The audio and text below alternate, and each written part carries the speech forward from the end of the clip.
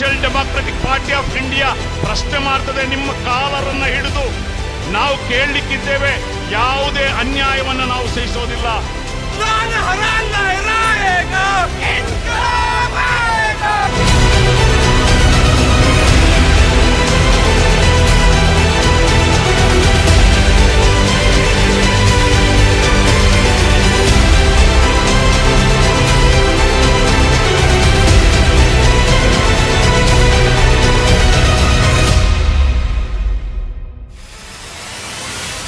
ಯಾರು ಮೂಲ ವಲಸಿಗರಿದ್ದಾರೆ ಅವರು ಯಾರೂ ಕೂಡ ಕೈ ಬಿಟ್ಟು ಹೋಗಬಾರದು ಅಂತ ನಮ್ಮ ಉದ್ದೇಶ.